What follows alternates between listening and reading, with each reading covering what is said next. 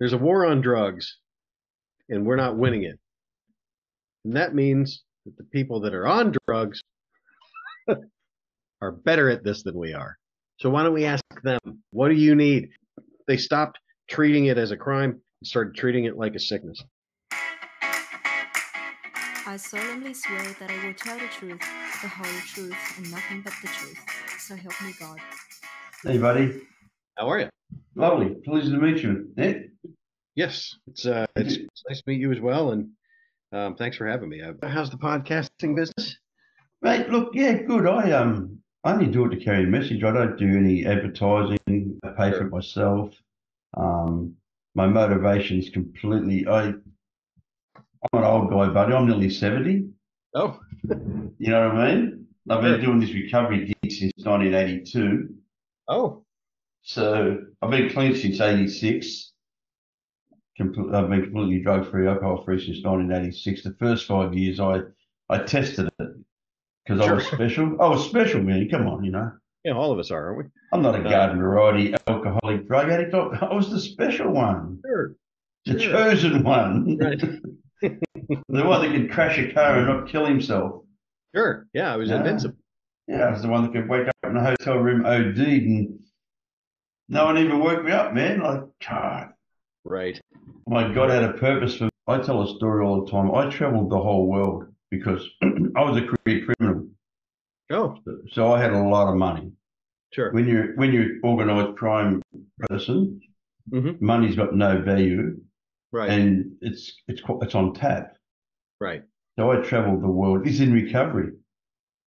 I was a criminal before I got clean, Oh, and you know, like my dad was a criminal. That's my book behind me, Born into the Life of Crime.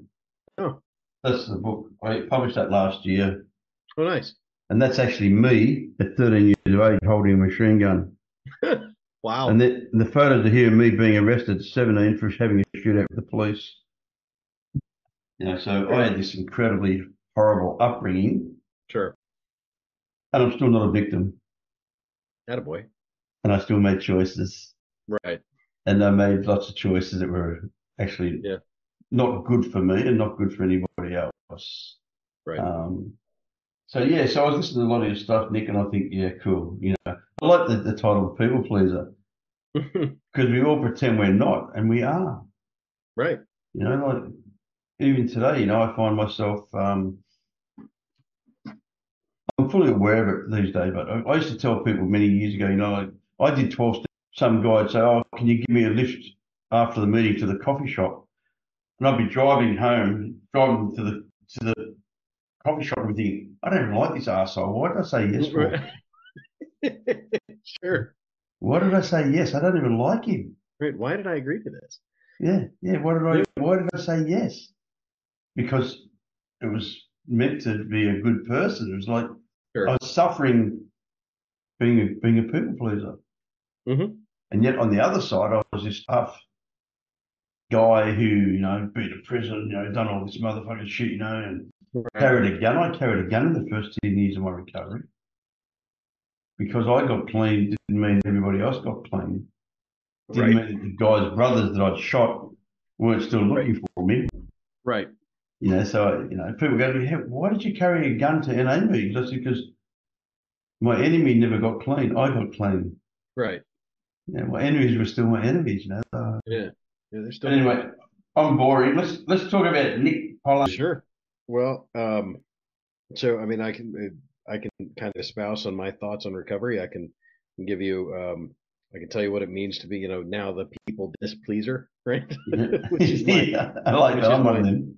right, which is my handles on all the social media channels. But I think the most important part of who is Nick Pollard. A long time ago, I came from a relatively tough upbringing. It was one of those upbringings that didn't look real bad. But underneath the surface was quite a lot of trauma. And I don't mean trauma like my mom wasn't nice to me. I mean trauma, and and that's not to say that that's what created that, but it is mostly often what creates, you know, kind of this modality of trying to seek externally to validate yourself through other people. And I think through addiction, um, that's how I figured this out, was getting clean, like was cleaning myself up, and through sobriety. And so I'm sitting in my own feelings for the first time in 20 years. I'm like, what the fuck? Like, why am I so worried about what everybody thinks of me? And that led me down this path of, well, what if I didn't care? Like, how would I show up if I didn't give a shit what anybody thought about me? And then that kind of changed into, well, what if it was just okay to be displeasing? And then it was like, okay, well, what if I was a displeaser? And then so that's how it all was kind of built through the process over time. And um, there's not a lot of good that comes out of severe sexual childhood trauma, but I think I may have found the way to do that. And I think I help a lot of people um, expose the blind spots. I think that's what good coaching is about. I think that's what good sobriety mentorship is about as well. Is looking at exposing the blind spots and sitting in the shit. Yeah. And I have a very new client that's experiencing that one-on-one, where we sit in the darkness, right? Like we sit in, I'm more comfortable than you are with your shit very often, even though you may not believe that. And, I was an addiction and recovery coach in a rehab center with some very interesting folks. it was the one in town where the prison system was using them for all of their stuff. So, I was in there with guys who couldn't tell me their experiences because they didn't want to incriminate me. Right. And when I saw that all of them were just hurting little boys, and when I saw that the women that were acting out in the same ways, but different, of course, were just hurting little girls, something inside of me shifted, and I started to ask myself, what was that wounded part of me, and how do I heal it? And if I can heal it, can other people heal it? And if I can heal it in me and they can heal it, can I help them heal it for free? And that's why I started the channel. Somebody actually asked me one time, like, if you're such a good coach, would you do it for free? And I went, yeah. So challenge accepted. Now I've got 400,000 followers and on Instagram, and 230 on TikTok, and I think 130 on the other one, Facebook. And, yeah. Yeah, I mean, 750,000 people are paying attention to what I'm saying. It's weird as shit, but it's working. And that's because something must be resonating with them. Right. Something I'm saying is working. You can't bullshit a bullshitter. No. And most people that are listening are bullshitters. Right. The reason we relate is because we identify. So the reason we identify is we listen. Right. Because if something comes up on social media or whatever, and it's not something that I relate to, I scroll straight past it. Right. Why am I going to follow that? It's not entertaining. It's not educational. Right. For what? Yeah. How am I going to learn? How am I going to improve myself by listening to something that I don't relate to? Right. There's so much trauma. And I think it's a broad brush. Gabor Mate, I'm sure you're familiar with Gabor Mate, and he talks about the trauma. Sure. I think it's such a broad brush. It sure is. Yeah. Mate, being born is traumatic. Right. Come on. Right. Everything's trauma. Yeah. Well, and I deal with that too. I think part of the reason that my channel explodes is that I say shit that nobody really wants to hear. Yeah. So I'm exactly the same. I've done my whole recovery. Right. Oh, your mom was mean to you? Okay. Yeah. Who fucking cares? Who cares? Yeah. So my father shot at me when I was 14 for closing the car door too loudly. Jesus. 2 shots were 45 at me. Bad shot, thank God. Right. No, his shot nonetheless, right? Yeah. His intention was to kill me for slamming the car door. Jesus. So, but that's not why I use drugs. No. That's not why I went to prison. That's not why I continue to be a criminal. They were choices that I made. Mm-hmm. and I take responsibility. I fronted the parole board. It's quite funny. My story is really crazy because I went back to prison at 16 years clean and got sentenced to 18 years imprisonment. And I had to serve half of that because it's federal. And when I fronted the parole board, they're used to people getting up and having this big sob story. And I got up and said, look, I'm not a victim. Right. I take responsibility for the crime. I take responsibility for the time I've done, and I'll take responsibility for when I'm released. Mm-hmm. And the lady's sitting there said, I've never heard anyone get up and say that before. Yeah. I said, it's the truth. But by that time, I was 27 years clean. Wow. I've been clean. I'm 38 years clean in a couple of weeks. Wow. Congratulations. So, yeah, thank you, brother.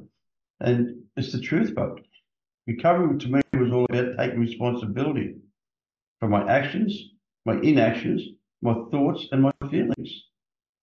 Big deal. People go, Right. oh, I feel like shit. I said, but you don't smell like it, so you mustn't be. Right. I feel like killing myself. It doesn't mean you have to kill yourself. Right. Feelings come and go. Feelings are facts. No, and they're certainly not permanent. 100%. And I love that. Right.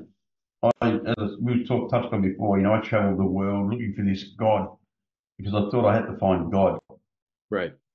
And I had a bit of trouble with the Christian God. Because I failed the test. Thou shalt not commit adultery. Failed. Thou shalt not steal. Failed. I thought the Ten Commandments was like a question and answer, and I failed most of the questions. So I didn't think I was going to go to fit into this God. So I went on a tour around the world. I went to the ashrams. I went to Buddhism really heavily. I read the Quran, read the Bible a couple of times. Then I went to Jerusalem and walked the path of Christ. Mm-hmm. Actually bribed the guard to stand right where Jesus was crucified. Wonderful place, beautiful experience. The energy was incredible. I don't deny energy, Right. but I don't put tags on. Right. This is what happened, and this is all gospel to me. It's like, for me, the God of my understanding lives inside of my heart, lives in my soul. When I do godly things, they're loving, understanding, and forgiving. So my God's love, understanding, and forgiveness. Right. Simple. Right. I spent tens of thousands of dollars looking for this bloody God, and all the time he was inside of me. Right. You know what I mean? So yeah, it's crazy, man. It's crazy. I love recovery. So, what was your poison, Nick? Oh, I was a whiskey man myself. Oh, me too. Whiskey and at the end it was kind of anything. At the height of my playtime, so to speak, I was so I would get up at. It's funny because I say, by the way, I'm a recovered alcoholic, which it gets me in trouble on the gets me in trouble especially with those in early recovery seem to really hate that term because they're like, you're always in recovery. I'm like, no, I'm not. Anyway, they at the very end there, I would get up at about 8 in the morning. And by get up, I mean I would open my eyes and I would wash my face because when you're drinking like that, your eyes get crusty real bad. I would kind of wash the goo out of my eyes from the horrible night's sleep, and then I would stumble from my house on 24th and Market Street in Denver to 21st and Larimer Street, and I'd stumble into the bar there about 9 a.m. and I'd start drinking. I would do that until I was sick, and then I would go outside and I'd smoke a cigarette. I'd call somebody, a girlfriend or a friend to come get me and help me get home, or I'd just stumble back at the house and I'd pass out. That usually happened about 2 o'clock in the afternoon. And then I would wake up. I don't know that I had a hangover in 3 years, but I would wake up, and I would eat, usually something that was in the house if there was anything, and if not, I would stumble back out to the bar at about 5:30 or 6, and I would have a burger, and I would drink more vodka, and I did that every day for, I don't know, the better part of a year. And then it was April 17th of 2018. I was at my morning bar, and I'll never forget that moment, actually. I think, that moment where you get sober on accident and where sobriety just kind of happens to you, even though you're drunk. Mm. And I was sitting in my same bar stool that I sit on every day, and looking at the same bar that I sit at, I look at every day, eating the same burger that I look at every day, and nothing tasted right, nothing felt right, and bar stool didn't feel warm anymore, and the lights weren't right. Something wrong with the lights. And I said to the bartender at the time, name's Amanda. I said, Amanda, the bar are the lights like, are they bright? She's like, no, normal. Like, all right. And then Star, the other bartender, came in and was like, I think it's super bright in here. He's like, no, man, I don't know what the fuck you're talking about. And then I just kept sitting there, and finally I just said, something popped into my mind. They like to call those God shots in the rooms of NA. Yeah. And something popped into my mind. It was like, you're either gonna die here, or it's time to quit. And I was like, I think we'll quit. So I called my mom, and I said, I need you to sell everything I own, after you put me in a medical detox, because I'm probably dying. Yeah. And I was. So when I checked in, they did the breathalyzer. I blew a 0.8, which is a lot. That's a lot. So I was about as alcoholic as, if you put a shot of whiskey in a glass of water, that's about how much booze was in my system, comparatively speaking, right? So, and that was the first time. That was the first time. I bounced off the walls of sobriety for a while, as most people do in the beginning, right? And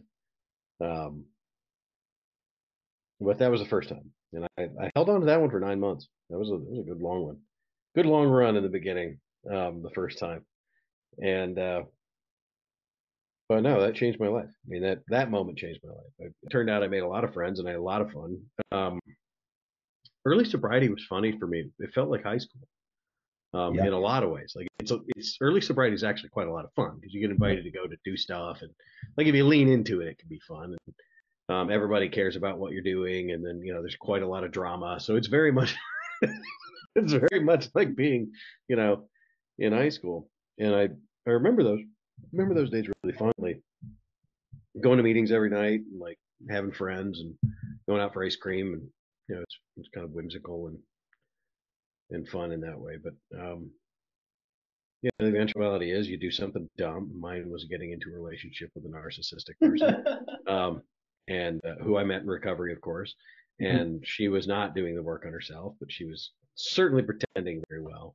One of those good old court-ordered recoveries, those go. And that threw me off the rails a few times, and then a couple of bouts with making too much money threw me off the rails a few times. But now we've got a pretty good handle on it, so everything seems to be going fine. I love it. I have 41-year-old twin daughters who I met their mum in rehab. Oh, The perfect romance. Right. That was my first time in recovery. I met this girl in rehab. She left. I chased after her. Right. She was, and she was like, "Oh, now that I'd been clean 10 months. Mm-hmm. Now that we've been into this rehab and we went to these 12-step meetings, we can control our drug use now." And I was a heroin addict. I'm like, "What?" She goes, "Yeah, no, I had a shot 2 weeks ago and I haven't had one since."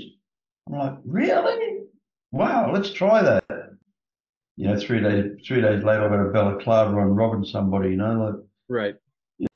For me, I'm not that addict. I'm not that addict alcoholic. No. And it's really funny. You're the first person I spoke to in 100 podcasts that drank like I did. I I was a whiskey drinker, I was a Scotch drinker. And I'd go to the first thing in the morning, I'd walk into the bar, and I'd have a ginger ale, just a straight ginger ale. Mm-hmm. I'd drink that, then I'd have a Scotch and dry, and I'd drink that, then I'd drink the straight Scotch and water. Mm-hmm. But I had to have the ginger ale first, otherwise I'd puke. Mm-hmm. My first drink of the day was a ginger ale, just like to get something in my stomach. That was my breakfast. Yeah. To get the bubbles down there, to get the stomach ready to say, hey, we're gonna have a little party. Yeah. Yeah. And I'm a blackout drinker. Yeah. That's why I went to heroin. Isn't that funny? That's a true story. Really? I went to heroin in 1974 because I couldn't guarantee my behaviour once I drank alcohol. I went to blackout. Yeah, I went. Right. I found heroin a lot softer than alcohol. Interesting. Yeah, but the trouble with heroin is so addictive, Right. and it's so expensive, and it's illegal. Right. So you have all this. Yeah. There's those sticky situations. Yeah. Yeah, you got all the other bullshit that goes with it. Plus, in retrospect, you're also using needles, which became hepatitis C, and starting to have liver failure and scar tissue, and I figured out very easily how to continue drinking, and it was cocaine. yeah. Yeah, I mean, it's great. And the statistics now that they've just found out that cocaine and alcohol mixed together make a completely new drug in your brain. I did not know that. Well, research it. They're calling it alcohol or some stupid thing. It's the only time that two chemicals mixed together in your bloodstream change the chemical in your brain. Oh, good. They've just found that out the last few weeks. That's why people drinking now and getting a few racking. It's really sad because cocaine and alcohol is a terrible mix. Oh yeah. I dealt with Charlie Sheen in 1995 before Charlie went completely before he did Two and a Half Men. Sure. I was living in Los Angeles, and a friend of mine owned a tattoo studio called Sunset Strip Tattoo right on Sunset Boulevard, and next to the House of Blues, and everyone would come to his shop, Roseanne, David Carradine, Motley Crue, Ozzy Osbourne, everyone would be coming to this shop, and Charlie used to come and close the shop down. And, just come in, kick him in at 12 o'clock, and Greg would tattoo him to 5 o'clock in the morning. The tattoo would only take 25 minutes, but Charlie would fuck around so much. We'd muck around so much that it'd take 6 hours to do a 20-minute tattoo. Then Charlie give him a couple of grand. He was very generous, Charlie. And we used to talk about recovery. And I used to say to him, man, you need to get clean. And go, what, you want me to go on them AA meetings and shit like that? He's quite a funny guy. And I'd say it wouldn't hurt you. And then, fast forward, everyone knows what happened, and Charlie got very sick. And he's actually clean now, which is really nice to hear. You can ask me all day. Like, people say, how do you not drink? I just didn't drink. Like, just stopped drinking. That wasn't the hard part.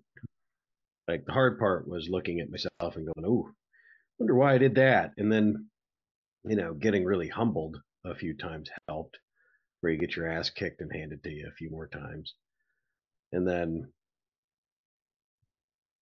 once you've kind of gone through that portion, I think most people do. I think early recovery is kind of a joke in many regards, because I watch so many people fall apart.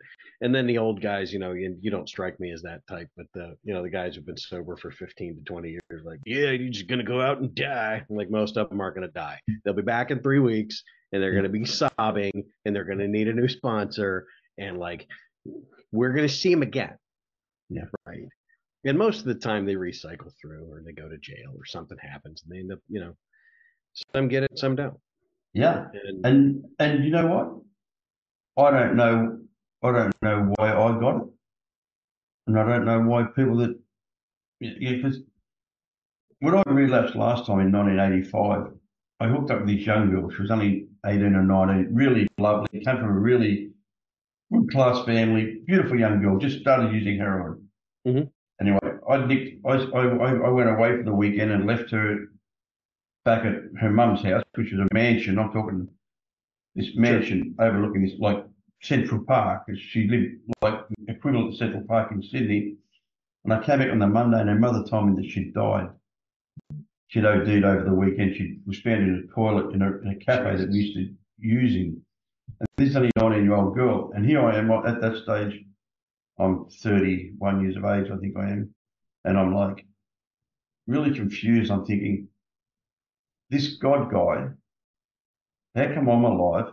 I'm a liar, a thief, and a cheat, a felon, you know, a drug dealer, and Right. you know, all this stuff. And there's this beautiful young girl, and she dies. And it really used to confuse me. Mm-hmm. And I used to think, you know, like it's got nothing to do with anything. It's got to do with it is what it is. It just is. Right. I think that's that sentence. It is what it is. I've said that for decades. Yeah. I think there's a component to the God conversation that, if you think of God as a person or as a being, then you have questions. Yeah. Right. Why on earth would you do something like that? Would be a great one. Or, why would you let child abuse happen? Why would you if you think of God as a being that knows and loves and cares for you, right? Then you have then I think you have a different version of questions than I do. So I don't use the term God in the parlance because I grew up in the church and it didn't go great. So the so the narrative around God for me was really a struggle, especially in the rooms, because they're like, well, you got to find your God, and I'm like, we'll go with higher power, fine, whatever. I found God. That's how I would say it, right? But I think if you can see God as a concept energetically, Yeah. in the parlance of how you said it, love and kindness, and my axioms is kind of the same in many regards. It's honesty, courtesy, respect, and discipline are kind of guiding principles of my life. 100%. Yep. And if you live by those principles, you find that your life is very adventurous. Number one, you get a lot of cool things out of it. But number two, that is what I would consider to me as God. Is honesty, courtesy, respect, and discipline. Love yourself, love your other people, be good. I've for years I'd kind of quipped that maybe the meaning of life was love and adventure. Mm-hmm. And I think the meaning of life is love and adventure through honesty. Yeah. So I think that's what's kept me going, was understanding that in myself. And whatever that looks like, to be honest is to be kind. Yeah. To be kind can also be to be awful and to be mean, Yeah. Yeah. And to be honest, it takes courage. Right. Because of fear of rejection, Right. fear of reprisal, fear, and fear is based on lack of faith. Sure. And I have faith in myself today, so I don't really have a great deal of fear. Right. Which is so nice. It's true. Right. They go hand in hand. I did an interview with a guy who was in New Zealand. They got some really big gangs in New Zealand. I mean, badass gangs that have been around for a long time. I did an interview with the guy that was the founding member of the Black Power gang. Oh. Now he's gone into helping people. He's got out of the gang, but he's still affiliated. They're always going to be affiliated, And he said to me, he's turned to God and all that stuff. And he said to me, fear knocked on my door one night. I asked faith to answer it. When he opened it, there was nobody there. He said, because fear and faith can't be in the same room. And it was just such a nice thing, because I live by that same principle, that fear and faith can't be in the same room. Interesting. If you've got faith, how can you have fear? I have faith in myself. It really sounds funny, but I have faith in myself that I'm not going to drink today. Right. I know I'm not going to drink today unless you hold me down. And then, you know what? That's still not a relapse. Right. Because a relapse is an intention. Right. It's not, I break a leg and I go to the doctor and they shoot me up with some morphine. I've relapsed. Bullshit. Right. Bullshit. I'm one of the very few that can say that, so I traveled the world very similarly to you. You and I have kind of a strikingly similar story, although I wasn't a mobster and I didn't have a machine gun. So although I think I thought I should, but so I've managed to travel the world pretty extensively and have a lot of fun doing that. I did a year of that sober, and then I did a year of that sober-ish. Um, and I think it's important that is, you said something that's very interesting, which is that relapses happen in the mind. It's the intention behind what you're doing that causes the problem. Yep. So I will never forget having a glass of wine in Argentina. And in my heart, I was fucking freaking out because I just passed over a year, and I'm like, I really want to try the wine, but I'm like, and I've been listening to the dogma, like if it even touches your lips, that's a relapse. I'm like, I can't sip it. I can't think about it. I can't look at it. Like, I choose not to be afraid of that substance, which is very interesting. Because I'd never heard it articulated like that, but I have total faith in my abilities. I have total faith in who I am, in my principles and what guides me. Right. So I had the glass of wine, and the weirdest thing, I didn't die. I didn't go snorting a bunch of coke. I had my steak, and I went home and went to bed. Yeah. And I don't suggest that as a path for anyone else, by the way, if you're listening, but I say that I just to reiterate your points that relapse is a mind issue. It's not a substance issue. Don't go taking the substances. Don't. Same as I say, if I'm being your friend because, like you're carrying the message, I'm going to take you under my wing, so to speak, because I'm an OC, older, cleaner member of all the bullshit, it's all crap. And you're a 22-year-old little pretty girl. Right. I'm picking you up from home and taking you to meetings. Right. I'm not doing service. I'm doing business. Right.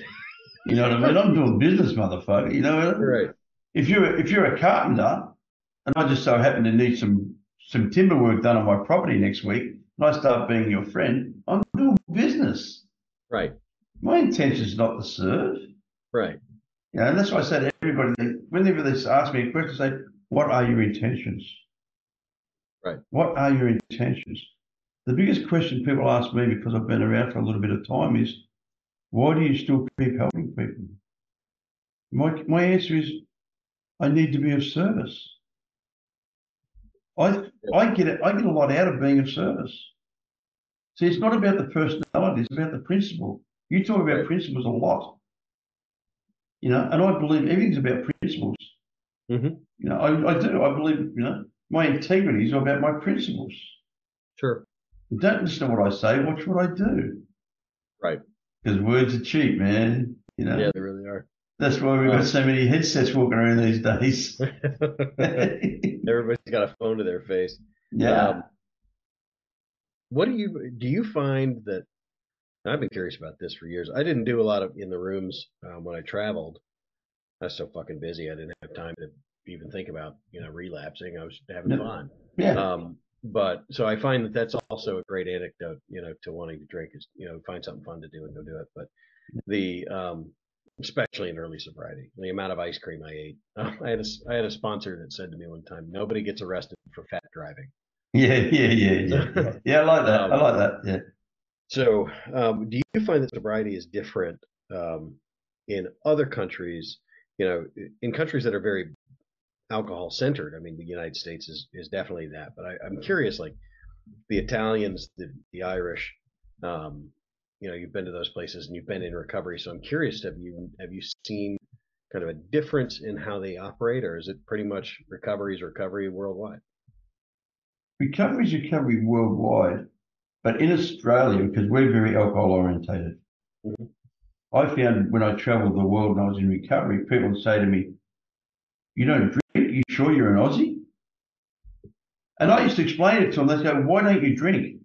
And in some cases, you've always got that one dickhead, the macho guy that's sort of like, have a drink, you pussy, Right. And I used to travel with a buddy of mine who used to, who knew me from the old days, who knew when I was a pretty crazy sort of person. He'd say, after Ronnie has a couple of drinks and he has sex with your wife and beats you up, what are you going to do then? Right. Because that's the sort of, that's the alcoholic I am. I'm a violent alcoholic. I'm a blackout drinker. And I don't care about anybody else. Right. The minute I put a chemical in my body the spiritual part of me goes. The spiritual part of me is my love and kindness. Right.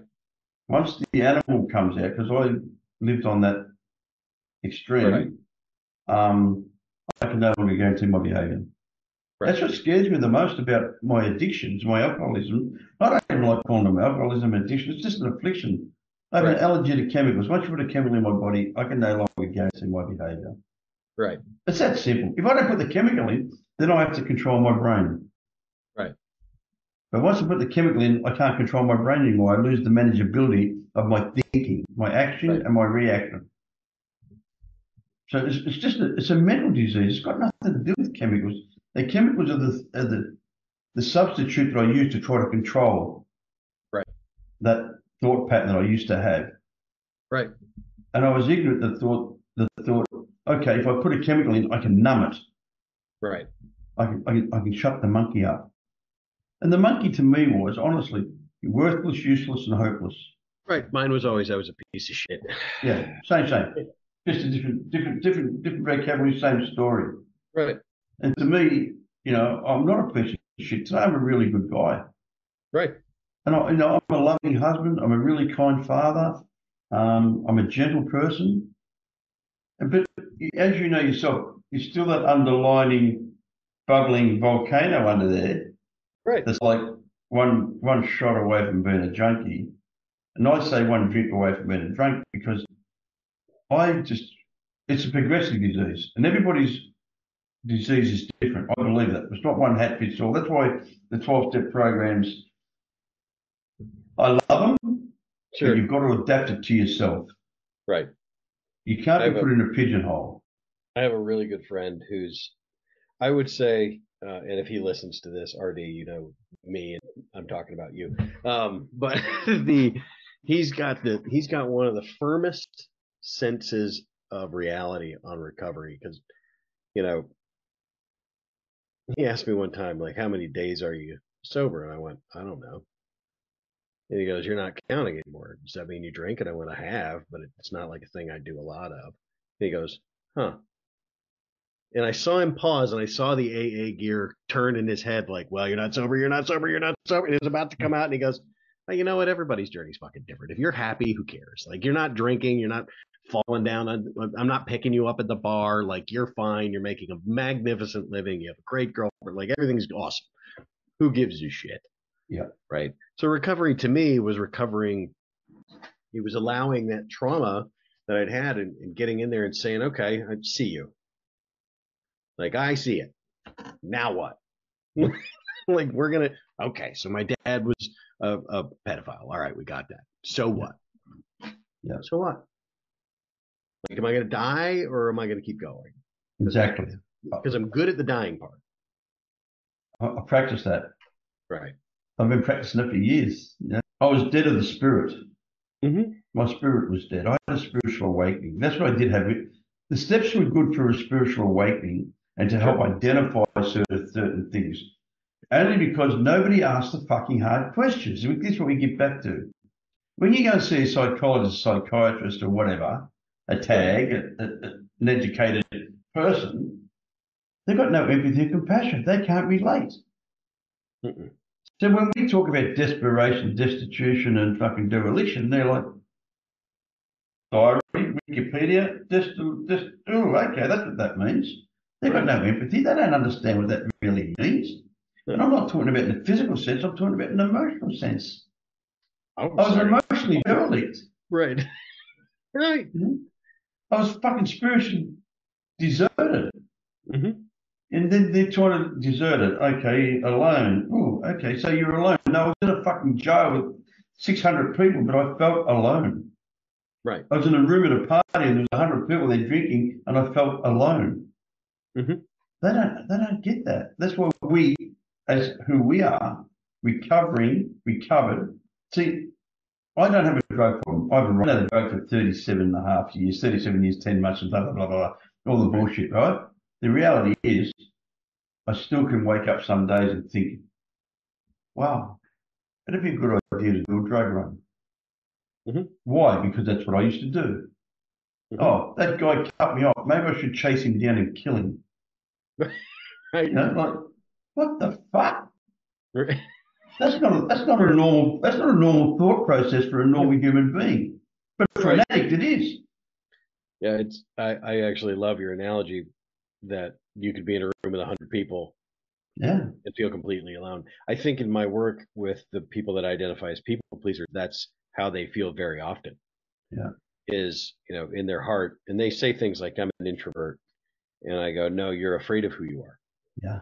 Yeah. Right? It's not that, not every recovered person is an introvert. You're afraid of who you are. And that's okay. It's all right to be afraid. It's okay to cry. It's okay to have feelings. It's okay to fight those feelings. It's okay to, feel them and let them go. It's probably the more appropriate way to do it. But,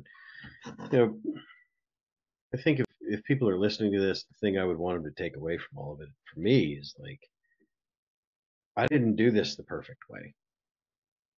I didn't do this, I can't sit here with my chips and my clean time. I don't have that. I have a very good life that I created through fucking this up over and over and over again. And I just kept getting up, Ronnie. I just kept getting up. And I'd fall down and I go, fuck, all right, that's not going to work. maybe we're not at that point yet. Or, I remember one night, this was back in the narcissistic relationship days. She was a doozy, and we'd had a big fight. And like, I went to my buddy, so I call my friend. I get myself a hotel room, which is never a good idea, right? When you're pissed off, I get myself a hotel room. I go stay in the area of downtown that I know I shouldn't be in. I turn my fucking phone off, like shut down all of the tracking, and I'm like, let's do this, right? And for 3 nights, I didn't come home. Yeah. I spent like $600 on hotel rooms and untold thousands of dollars on everything else, right? Yep. Yeah, and the rest you wasted. Right. And then I wake up and I go, well, that was dumb. And I look at my bank account and go, whoa, God, that was really dumb. And then I had a really weird moment where I was like, but I wouldn't have had the money to do that if I hadn't been sober for the last 9 months. Yeah. And I thought, I was able to just go and spend money for the first time in my life because I didn't do the thing I just went and did. Right. And then I was like, all right, let's clean that back up. And I did, and then I fell, and then I did, and then I fell, and then I did, and then I fell, and then I didn't. Yeah. And you stopped doing it. And today you reap the rewards of what you sow. Right. Love and kindness. Right. See, because whether we like to admit it or like to take responsibility for it, what we're doing is helping people make decisions to change their life for the better. Right. And if that's a gift, if we can, the amount of followers you've got, as you said, is massive. It means you're doing something right. And it means that somebody's listening. And the only reason we do this podcast is for people to get educated enough to make a decision.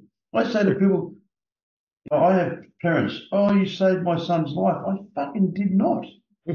No, I didn't. Don't put that responsibility on me. Right. Please, don't put, because then when he falls, I'm responsible for him falling. Right. Don't put that responsibility on me. I'll give him the tools. I'll tell him where to dig. But if you don't pick the shovel up, you ain't getting shit. Right. We plant seeds. We give people thought patterns that help them change their thinking. And if they continue to exercise that thought pattern, they will learn to control their thinking. And they won't have to numb it anymore because they have a thinking problem, not a drinking problem. So many people, when they find my stuff, say, how do I fix this? Right. Whether it's sobriety or people pleasing or, setting boundaries and finding the bottom. Like they talk about rock bottom in the rooms a lot and in recovery a lot. Finding the bottom happens 1 inch at a time. Yeah. One shovel at a time. It's like one shovel at a time. And you do that and you do that and do that. It took me 20 years to find it. Yeah. Right. And then I found it. I was like, oh, that's not fun. Right. There's nowhere else to go. And then they were like, well, how do you get out? Same way. One shovel fucking at a time. Right. You shovel behind you and you Yeah. dig your way up. Yeah. And until you realize that, like, you have to dig your way up, or it's not like you don't get a chain ladder, you dig your way up, right? Yeah. And it takes longer and it's harder and it's a lifetime process. And the rewards are fantastic. And it's amazing. Yeah. Yeah. And the reward, and I say to people all the time, I talk about the rewards of recovery. Mhm. Okay. This is stole from the Dalai Lama. When they asked him, what did he lose from meditation? It's like me, what did I lose from recovery, from getting clean and sober, from staying clean? I lost fear. I lost anxiety. I lost guilt. I lost regret. I lost shame. Right. Wow, what did you gain? Everything. Right. I gained me, the real version of me, the honest version of who I was all the time, that I had these dysfunctional beliefs. And because of my upbringing, sure, it was part of it. Schooling, sure, it was part of it. My age that I grew up in, you don't cry, men don't cry, all that bullshit. So all our doctrines and all our teachings have failed us, really. Let's be honest, The system's fucking broken. Yeah. The world's turning to shit. It hasn't got better. I'm 70 years of age this year. It hasn't got better, trust me. When I was a kid, I could go out and play in the street until the lights come on, then I came home. These days, you're terrified to let your kids go out the front in case a fucking pedophile steals them. Right. You know what I mean? It's true. I did a podcast yesterday with a prison officer lady who dealt with a lot of pedophiles, and she's got an anti-pedophile. She actually resigned from the prison system, and she's really taken on all the pedophiles and the courts and the system. She's like, a guy gets caught with an ounce of cocaine, he gets 8 years. A pedophile fucking rapes a kid, he gets 3 months. Right. I don't know if it's the same in America, but it is in Australia. It's terrible in Australia. Yeah. The system's broken. The system's broken, And, the war on crime is just a joke. Right. The war on drugs is just a bunch of words. Right. We throw all these resources, all this money, all these costs, all this border security, blah, blah, blah. Well, it's not working. It's like everything. If it's not working, we need to have a look at. It was funny he said that because Bill Hicks, comedian in the 80s. I don't know if you know who he is. But, Yep. He had a line right after he got sober because he had pancreatic cancer. I don't know if you knew that, but that's what he said. There's a war on drugs, and we're not winning it. And that means that the people that are on drugs are better at this than we are. Yeah. Yeah, right? I hadn't heard that. Yeah. So, or it was like the people that are on drugs are winning it. Right? So why don't we ask them? Yeah, exactly. This is my argument all the time. Right. What do you need? Portugal figured it out. Yeah. Portuguese have figured it out. Watching crime rates go down. They're watching addiction go down. They stopped treating it as a crime and started treating it like a sickness. Yeah. I was in America in the very early 90s, and the AMA recognized addiction as a mental health problem. And then all these people started coming in with their insurance, and they said, oh, wait, we made a mistake. And they retracted it because of the finances. Right. Because of the money. It wasn't to do with it. Was like, oh, shit, I mean, now all these people are coming with their insurance and saying, I have a mental health problem. I need treatment. It's like, no, fuck that shit, And they've done it, like for 100 years. They've always put the dollar before the human. Oh, yeah. I always say to people. Go ahead. Sorry? They always will. Yeah. I say to people all the time, Nick, everyone focuses on alcoholic addicts. I'm a human being first. I'm a male second. And I have an affliction to drug and alcohol third. Right. Why are we still focusing on the drug and alcohol? Right. I have a thinking problem, not a drinking problem. Right. Let's deal with my mental health, which is my thinking. Right. Let's unravel that fucking. I say all the time, a head of spaghetti, a heart of gold. Right. I have to unravel the spaghetti so I can get to the gold. Right. It's not rocket science. It's simple. You know yourself. Recovery is such a simple program. Don't pick up a drink or a drug one day at a time. Right. It's not a competition. Right. Get good at it. Enjoy your life. Try to be of service to others, which is being a human being. Because when I'm drinking and drugging, I'm a human taking. I'm not a fucking human being. I'm a human taking. Right. I'm taking away my joy, taking away my ability, taking away my association. I believe a lot in connection too. I think it's really important to have a connection. And I think that's where the 12-step programs, I was going to say hoodwink, that's not the word I want to use, where they attract a lot of people. Yeah. Because for the first time they get a gang, they get a group of people they connect with. But they could get that same connection if they played table tennis, became members of a table tennis club. And those people, and if all those people weren't drinking, they'd have the same connection. Right. They have the same reaction. Yeah, a push bike club, a bowling club, it doesn't matter. People need connection. They ask me how do I get sober, and I tell them I don't go anymore, but go to AA. And they go, why? I said, because you're going to need people. Yeah. The steps for me didn't work. I've done a fourth step, I guess, 1 billion times in my life because I do it online every day. Right? I'm taking responsibility for my actions every fucking day. So the when I look at, like, when people say that to me, I always say the same things. Like, if you don't have resources, you need to get to an AA meeting. Because they will love you. They will love you healthy. They will figure it out. But you have to go do that, because at least you have people to talk to, you have people to go have pie with, people to hang out with. Those are important steps. Do that, right? Then let the rest of this, sort itself out. Until you get enough security within yourself, you need security around you. Right. It's like everything, until you can box, there's nobody to go into the boxing gym. You go there to train and learn to box in the security of the other guys around you. A couple of quick questions. Why did you get clean? I don't have an answer. I don't know. Sick and tired of being sick and tired? I think probably I mean, the story is true. I was sitting in a bar and I knew I was going to die, and I had a choice to make. Yeah, I wrote on that. Stop working. It just stopped working. It was like, I don't want to do this anymore. I was tired of being broke. I was tired of being unhappy. I knew my mom was miserable. I never got to see my kids. Like, this is just not going to work. And today, you see your mum, you see your kids? Oh, yeah, of course. Yeah, all that's back to normal. Isn't that beautiful? That's what I love. Because I have young children as well. I have a 4-year-old and an 8-year-old. Oh, wow. And I have 41-year-old twin daughters who, even though I was in recovery most of it, I wasn't there because I was still sick.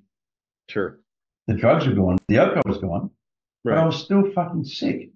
I still thought the same way. I had to change the way I thought. You have to change the way you think. If you don't change the way you think, you don't always do what you used to do. If you do what you used to do, you're going to get what you used to get. Right. Discontent, angry, lonely. Right. Tired, serious. Right. Okay. Purpose. What's your purpose in life?